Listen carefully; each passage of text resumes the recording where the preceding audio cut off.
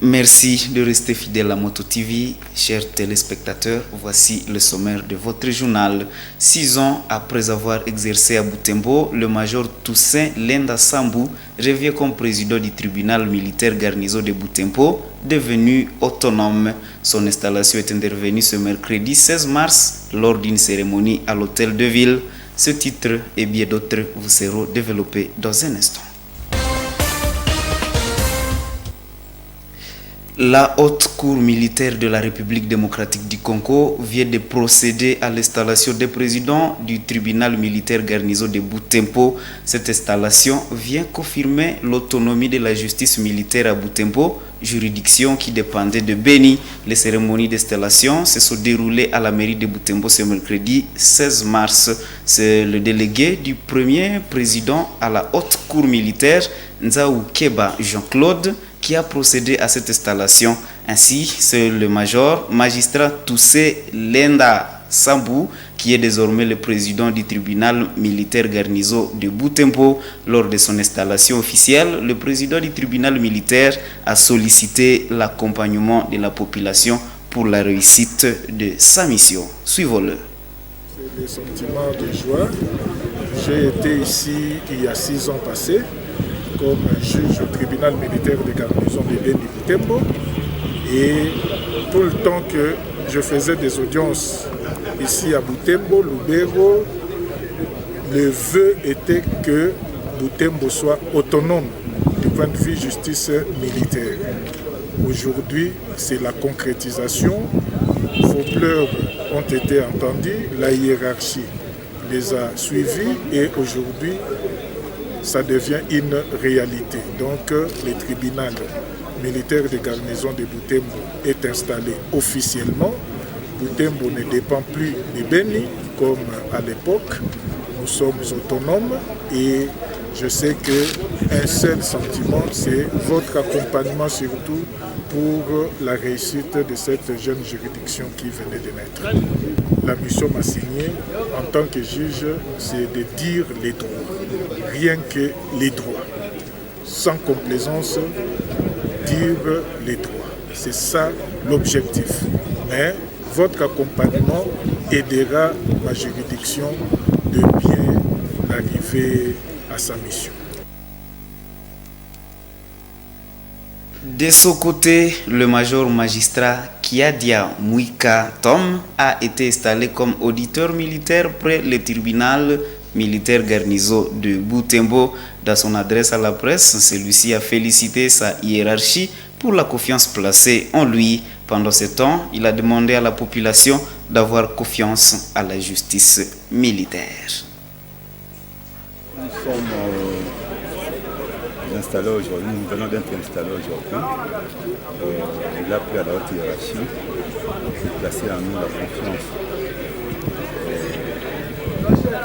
Diriger, bien sûr, le radical de la nouvellement installé. Nous sommes là juste pour appuyer, bien sûr, l'établissement de l'État, des droits que veut le président de la République. Nous sommes là pour ça. Et je suis le seul jusqu'à présentement, mais nous allons faire notre mieux pour arriver à faire le mieux. Nous allons faire mieux pour qu'on puisse vraiment régler les problèmes de notre pays sur terre.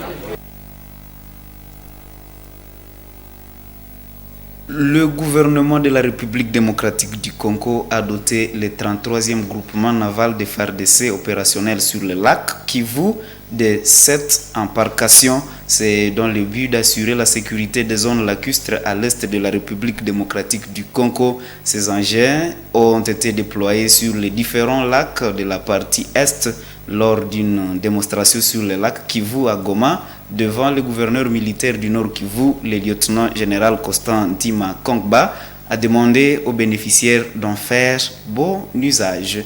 Des détails dans ce reportage de la presse du gouvernorat. Une dotation flottante de 7 embarcations de 85 et 75 chevaux constituées des speedboats ou mieux de coques, polyester et Zodiac a déployé sur les lacs Kivu, le lac Édouard et le lac Albert au nord Kivu. Cette dotation du commandant suprême de l'armée congolaise, son Excellence Félix-Antoine Tshisekedi, sur proposition du chef d'état-major général des forces armées de la RDC, à la satisfaction du gouverneur militaire du Nord Kivu. Le lieutenant-général Constant Dumakumba, gouverneur, a donné des conseils au 33e groupement naval, bénéficiaire direct de cet outil de patrouille sur les eaux congolaises. Je suis l'homme le plus heureux aujourd'hui de recevoir cette dotation de la haute hiérarchie. Le commandant suprême, pendant cet état de siège, tient plus à la sécurité de notre population. Voilà encore une fois l'équipement nécessaire qui va vous servir pour sécuriser notre population. Et aussi surveiller notre frontière la plus, qui s'étend, comme vous le savez, de Goma jusqu'à Bukavu. Ce sont des équipements pimpant neufs, vous en tiendrez compte. Surtout de les utiliser en bon escient. Des patrouilles de combat, des missions évidentes, la lutte contre la pêche illicite, le braquage des fraudeurs sur les eaux congolaises, voilà les missions de cette dotation qu'explique ici le général Rachidi. Ça va nous aider plus pour traquer les pêcheurs clandestins et lutter contre le gadage. Ce matériel ont la capacité de transporter jusqu'à une section des Marines équipée de PKM et de Motorola pour la communication. Et la police de la circulation routière appelle la population au respect strict du code de la route sur la voie publique. Le commissaire supérieur adjoint Fafa Sapou, commandant Sego de la PCR, rappelle les usagers de la route que personne n'est prioritaire sur la voie publique. Cet officier de la police l'a dit au cours d'une émission radio diffusée à l'occasion de la Semaine internationale de la courtoisie au volant. D'après lui, la courtoisie au volant, c'est le respect des codes de la route par tous ses usagers, les conducteurs d'engins roulants, les piétons et les bêtes. Francine Moussoa, reportage. C'est ici dans les studios de la radio Moto Butembo Beni que ces autorités policières ont sensibilisé la population sur la courtoisie au volant. Une émission spéciale animée à l'occasion de la semaine de la courtoisie au volant qui part du 14 mars dernier. Cette courtoisie s'est définie par le respect des codes de la route en vue de limiter les accidents routiers. Ainsi, les commissaires adjoints Fafa Samou demandent aux conducteurs d'engins roulants et guides des bêtes, voire les piétons, à ne pas s'estimer prioritaires sur la voie publique. Le conducteur qui est au volant doit savoir comment respecter les codes de la route.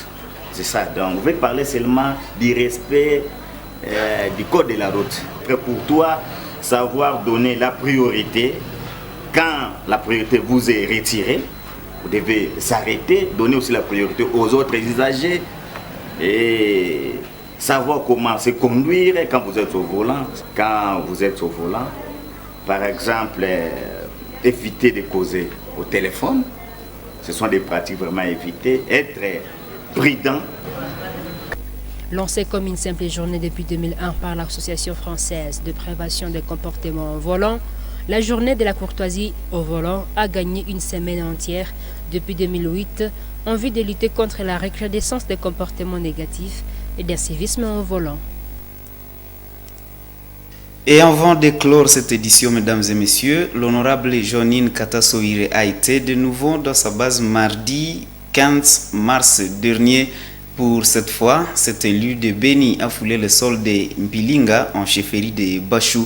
Par cette visite, elle veut s'imprégner des vrais problèmes de la population locale dans le cadre des vacances parlementaires.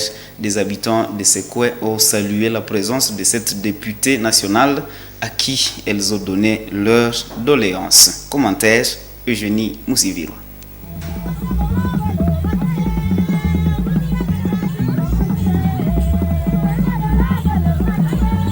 C'est sous cette ambiance que l'honorable Janine Katasoire a été accueillie dans ce village de Mbilinga, après un village d'une trentaine de kilomètres de la ville de Butembo. Deux personnes sont venues en masse de villages environnants pour la rencontrer. Après une caravane motorisée jusqu'au stade de football de ce coin, la députée Janine a échangé avec la population autour des problèmes auxquels elle fait face.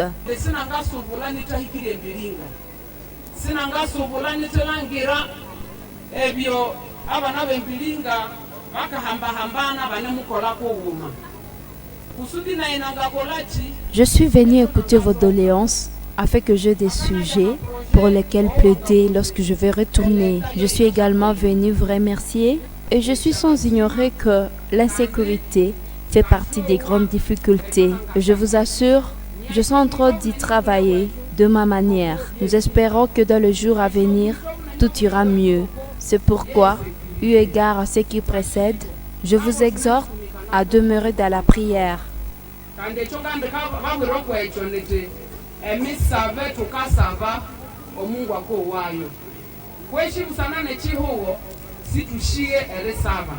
L'assistance s'est réjouie de cette visite de leurs parlementaires. Venus de différentes couches sociales, ces hommes et femmes de Mbilinga et ailleurs ont émis le vœu de voir leur requête trouver solution.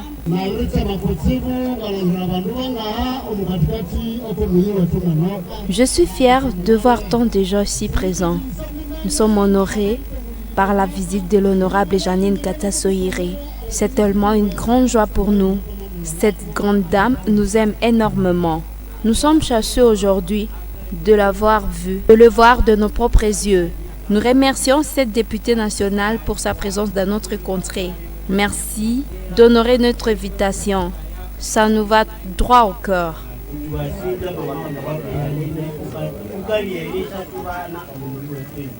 Durant son séjour en Mbilinga, l'honorable Janine Katasoire a échangé avec des organisations féminines, les personnels soignants et enseignants, des associations de jeunes et d'autres structures. Objectif, s'imprégner des vrais problèmes de la population afin de constituer un excellent plaidoyer auprès des décideurs congolais à tous les niveaux. Mesdames et messieurs, chers téléspectateurs de Moto TV, c'est tout pour cette édition du journal. Merci de l'avoir regardé. Au revoir.